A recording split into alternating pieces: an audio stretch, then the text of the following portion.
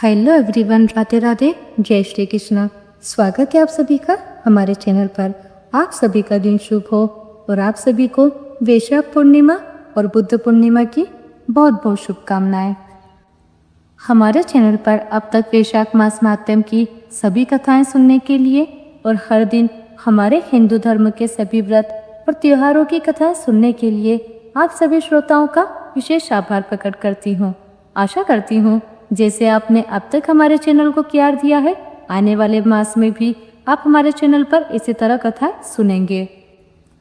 इस बार ज्येष्ठ के महीने में अधिक मास भी लग रहा है, जिसे पुरुषोत्तम मास या मल मास भी कहते हैं, जिसका हमारे सनातन धर्म में विशेष महत्व है। तो मल मास की कथाएं भी हमारे चैनल पर सुनाई जाएंगी। और उससे पहले अब सुनिए आज का महात्म्य। जैमिनी जी कहते हैं, इसके बाद राजा इंद्रदमन ने मन ही मन आश्चर्य से चकित होकर श्री ब्रह्मा जी से पूछा, हे भगवान, यज्ञ के अंत में भगवान विष्णु ने वैसे ही काष्ठ निर्मित स्वरूप धारण किए थे जो रथ पर विराजमान थे।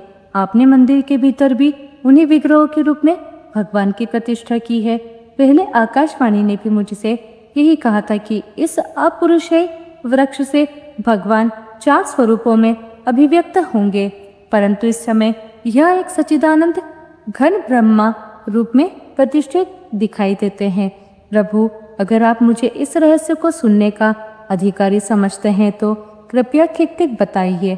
तब ब्रह्मा जी कहने लगे, राजन, यह काष्ठ की मूर्ति है, अर्थात लकड़ी की मूर्ति है। ऐसा सोचकर तुम्हारे मन में इसके प्रति साधारण प्रतिमा बुद्धि ना हो। आप इन मूर्तियों को साधारण ना समझे। वास्तव में यह परब्रह्मा का स्वरूप है। जो विदारण करे या दान दे उसको दारू कहते हैं। परब्रह्मा परमात्मा स्वभाव से ही सब दुखों का विदारण और अखंड आनंद का दान करते हैं, इसलिए उनका नाम दारू है। इस प्रकार चारों वेदों के अनुसार भगवान श्री हरि दारूमय हैं। वे जगत के सृष्टा हैं, इसलिए उन्होंने अपने आप को भी दारूमय स्वरूप में प्रकट कर लिया।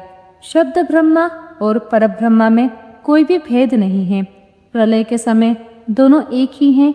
केवल सृष्टि काल में व्यवहारिक भेद रहता है। अर्थ के अभाव में शब्द नहीं और शब्द के अभाव में अर्थबोध नहीं होता। इसलिए चारों वेद जैसे शब्द हैं वैसे ही अर्थ भी हैं।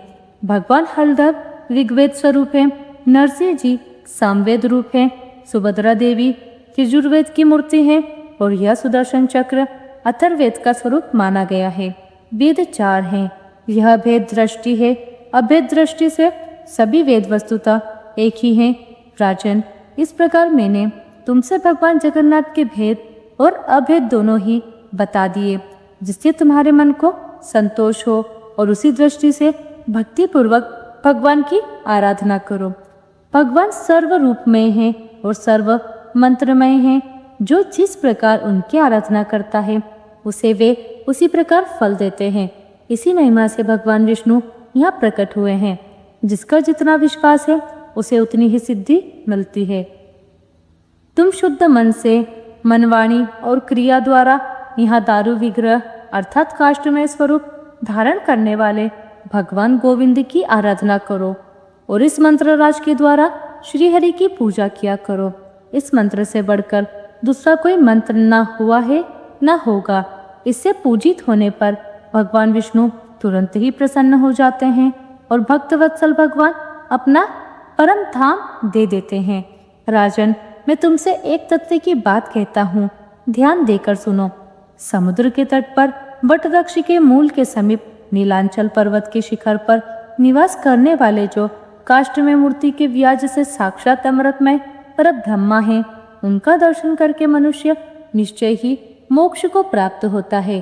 ब्रह्मा जी ने लोक शिक्षा के लिए राजा से यह सब कहकर पहले प्रकाश में आए हुए भगवान विष्णु के चतुर्वेद स्वरूप को प्रकट किया।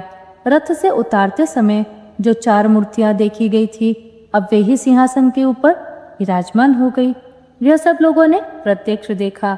इसके बाद ब्रह्मा जी ने द्वादक्षर मंत्र से बलभद्र जी की, पुरुष सूक्त से भगवान नारायण की, देवी सूक्त से सुभद्रा जी की तथा द्वादक्षर अर्थात ओम नमो भगवते वासुदेवाय मंत्र से सुदर्शन चक्र की पूजा की।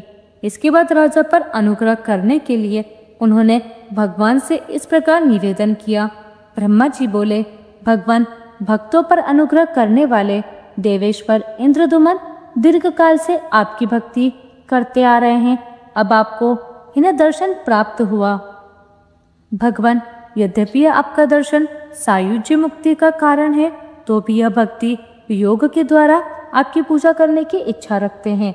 इसलिए प्रभु आप इन्हें आज्ञा दीजिए, जिससे यह भक्ति योग के द्वारा देश कालोचित व्रत आदि तथा तरह तरह के उपचारों से आपकी पूजा करते रहें।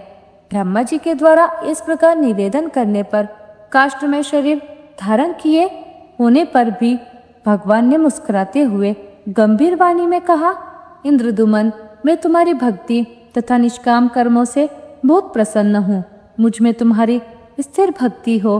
करोड़ों का धन लगाकर जो तुमने मेरा मंदिर बनवाया है, इसके भंग हो जाने पर भी मैं इस स्थान का परित्याग नहीं करूँगा। कालांतर में भी जो कोई दूसरा पुरुष यह मंदिर बनवाएगा, तुम्हारे प्रेम से उसमें भी मेरी यही स्थिति रहेगी। मंदिर भंग होने पर भी मैं इस स्थान का कभी त्याग नहीं करूँगा। जब तक ब्रह्मा जी का दूसरा परार्ध पूरा होगा, तब तक इस काष्ठ में विग्रह से ही मैं यहाँ निवास करूँगा। सतयुग के प्रथम ज्येष्ठ में यज्ञ का आरंभ हुआ और ज्येष्ठ की अमावस्या को मैंने अवतार लिया है।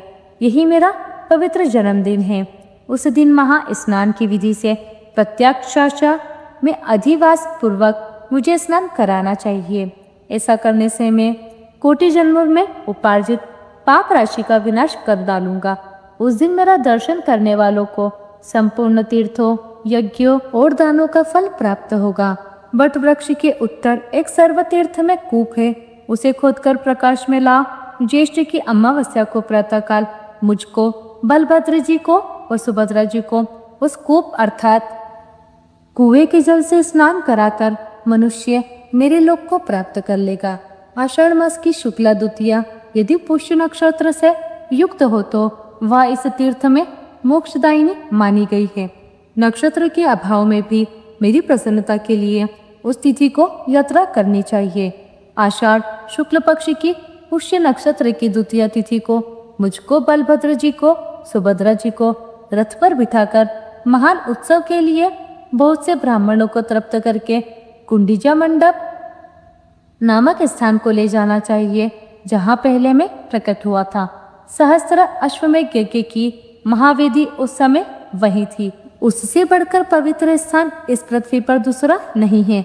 जैसे ब्रह्मा जी के अनुरोध से और तुम्हारे बनवाए हुए इस महामंदिर से इस समय यह नीलाचल का शिखर मेरी अत्यंत प्रसन्नता का कारण हो रहा है, ठीक उसी प्रकार नरसिंह क्षेत्र में तुम्हारे यज्ञ की वह महावेदी और मेरी उत्पत्ति का वह मंडप मुझे अत्यधिक प्रसन्नता देने वाला है। मैं बहुत समय तक वहाँ स्थित रहा हूँ, इसलिए उस पर मेरा बहुत प्रेम है। मैं यहाँ तुम्हारी भक्ति से सदैव स्थित रहूँगा।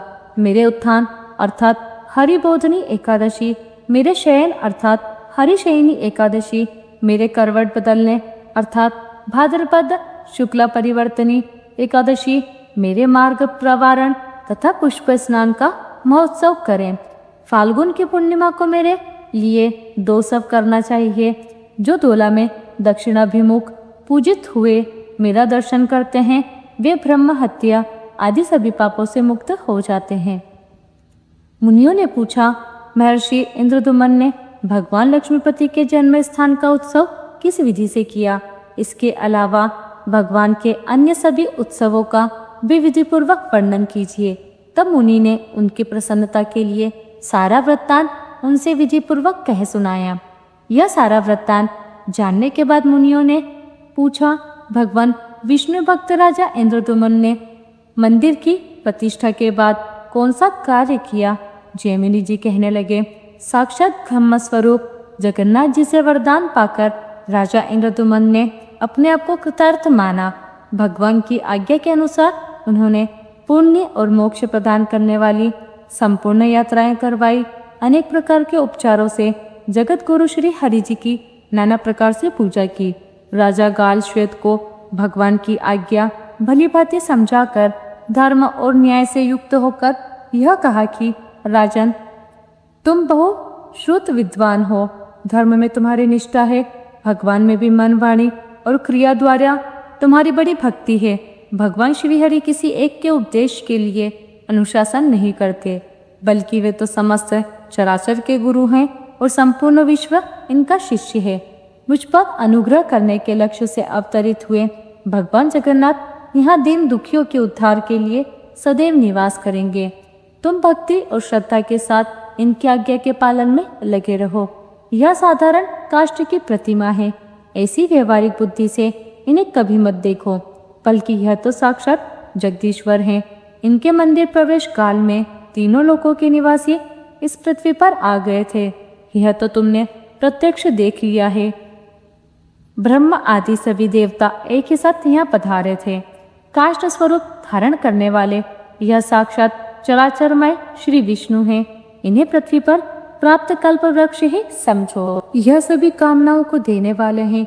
इनकी उपासना करके जो जैसी कामना रखता है वैसा ही फल प्राप्त कर लेता है। यह अंधकार से परे अनिर्वचनीय ज्योति स्वरूप है। शरण में आए हुए दीन जनों का जैसा उपकार यह भगवान विष्णु करते हैं, वैसा माता पिता, मित्र, पत्नी और पुत्र कोई भी नहीं कर सकता। इसलिए भोग और मोक्ष दोनों फलों को देने वाले इन जगदीश्वर का तुम दर्शन करो और पूर्ववासियों तथा प्रजाओं के द्वारा भगवान की तरह तरह की यात्राओं को भलीभांति संपन्न करते रहो। राजन, सभी राजाओं के लिए धर्म का मार्ग एक सही है। किसी पूर्व पुरुष ने उसे चलाया है और उसके पीछे होने वाले लोग उसका पालन किया करते हैं। राजन, श्रेष्ठ उपचारों और समृद्धियों द्वारा तीनों समय भगवान नरसिंह का भजन पूजन करो, इससे तुम्हें परम शांति मिलेगी। अपनी कृति की अपेक्षा दूसरे की कृति का संरक्षण करना श्रेष्ठ बताया है। जो दूसरों के दिए हुए दान की रक्षा करता है, उसके लिए वह अपने दिए हुए दान से कहीं बढ़कर उत्तम है। यह सुनकर राजा श्वेत ने राजा इंद्रदुमन के आदेश को गुणयुक्त माला की तरह शुरधाले कर लिया। राजश्री इंद्रदुमन भी भगवान पुरुषोत्तम को प्रसन्न करके फिर नारद जी के साथ ब्रह्मलोक को चले गए। हे ब्राह्मणों, यह मैंने आपसे पुरुषोत्तम क्षेत्री के उत्तम हात्यम का वर्णन किया। वहाँ नित्य निवास करने वाले दारू ब्रह्मा जगन्नाथ जी के महात्म को जो भक्ति पूर्वक सुनता है, उसे अनेक अश्वमेघ यज्ञों का फल प्राप्त होता है। स्वामी कार्तिकेय जी के बताए हुए अर्धोदय योग की अपेक्षा इस विष्णु महात्म के कीर्तन का पुण्य कहीं अधिक है। जो प्रतिदिन प्रातःकाल इसको सुनता है, उसके लिए यह धन, यश, आयु, पुण्य तथा संतान की वृद्धि करने वाला है। स्वर्ग में प्रतिष्ठा रूप फल देता है और सभी पापों का नाश करता है। पुराण श्रवण के आरंभ में अपने वैभव के अनुसार, अपनी सामर्थ्य के अनुसार तैयारी करनी चाहिए। पहले संकल्प करके पुराण पाठ सुनने के लिए अति सुंदर आभूषणों तथा वस्त्र, चंदन और माला आदि के द्वारा विधि पूर्वक ब्राह्मण का वरण करें। वह ब्राह्मण शुद्ध कुल में उत्पन्न हो, किसी अंग से हीन न हो, शांत स्वभाव वाला हो, अपनी ही शाखा को मानने वाला और अपना पुरोहित हो तथा सब शास्त्रों के अर्थ को यथार्थ रूप से जानने वाला हो। वरण किए हुए ब्राह्मण को उत्तम आसन पर बिठाकर उसके गले में माला पहना दे और मस्तक पर भी पुष्प की माला रखें। चंदन से ब्राह्मण के मस्तक पर लेप करें। उस समय वह ब्राह्मण व्यास जी के समान मान्य होता है। उन्हीं ब्रह्मांड के द्वारा श्री विष्णु स्वरूप पुस्तक पर श्रीखंड, अगुरु आदि पुष्पों और नाना प्रकार के रुचिर उपचारों से व्यास पूजन करावे। कथा सुनने के लिए आने जाने वाले लोगों के बैठने के लिए यथा योग्य आसन बनाकर रखें। स्वयं उत्तम आसन पर बैठकर शांत मन से कथा सुने अथवा झाड़ बुहार कर शुद्ध किए हुए स्थान में सबके साथ बैठें। व्यास जी के आगे ऊंचे आसन पर न बैठें। इसके स्नान करके 2 शुद्ध वस्त्र धारण करें। आचमन करके शरीर में यथास्थान तिलक करें और प्रसन्नता पूर्वक मन से भगवान विष्णु का ध्यान करते हुए फिर कथा में विश्वास करें। पुराण कथा में सुनते समय किसी भी पाखंडी आदि से बातचीत, व्यर्थ की बकवास और सभी प्रकार की चिंताओं को त्याग देना चाहिए। इस विधि से प्रतिदिन प्रसन्नता पूर्वक कथा सुने। पाठ समाप्त होने पर बार बार करताल आदि बजाकर, तालियां बजाकर जय श्री कृष्णा, जय जगन्नाथ, हरे हरे इन नामों का कीर्तन करें। कीर्तन इतने उच्च स्वर से होना चाहिए कि आकाश में भी उसकी गूंज उठ जाए। इस प्रकार भगवान विष्णु की प्रसन्नता के लिए प्रतिदिन कीर्तन करना चाहिए। इसके बाद कथा समाप्ति होने पर भगवान विष्णु की प्रसन्नता के लिए बड़ी भक्ति के साथ वस्त्र, माला, चंदन और आभूषण आदि व्यवस्था करके व्यास जी के समान माननीय आचार्य जी को विभूषित करें और अपनी शक्ति के अनुसार विधि पूर्वक दक्षिणा दे। दक्षिणा ऐसी होनी चाहिए जिससे आचार्य को संतोष हो जाए। शांति कर्म, पौष्टिक कर्म, व्रतबंध, विवाह आदि कर्म, मोक्ष साधक कर्म, पुराण श्रवण, यज्ञ आदि का अनुष्ठान, दान और अनेक प्रकार के व्रत, यह यदि दक्षिणाहीन हो तो निष्फल हो जाते हैं। इसके बाद यथाशक्ति तैयार कराए हुए अन्न से ब्राह्मणों को भोजन कराए। मुनिवरों, इस प्रकार आप लोगों से पुराण श्रवण की यह संगोपांग विधि मैंने बताई। मुनि बोले, अहो, हमारा महान सौभाग्य है कि पाप राशि का नाश करने वाला यह पुराण श्रवण का फल हमने आपके मुखारविंद से सुना। मुनि, इस समय इसके फल की प्राप्ति के लिए हम आपको यथाशक्ति दक्षिणा देते हैं, इसे आप प्रसन्नता पूर्वक ग्रहण करें। ऐसा कहकर उन अंकिंचन मुनियों ने संविधा, कुशा, पुष्पफल और अक्षत आदि जैमिनी जी को देकर बड़े हर्ष के साथ फिर पुरुषोत्तम क्षेत्र को प्रस्थान किया। हरे कृष्णा। आज की कथा के साथ ही वैशाख मास की सभी कथाएं आज पूर्ण हो गई। आपको हमारी ये सारी कथाओं का वीडियो कैसा लगा, आप हमें कमेंट बॉक्स में ज़रूर बताइएगा। मिलते हैं आप सभी से अगली वीडियो में। तब तक के लिए आप सभी को राधे राधे, जय श्री कृष्णा।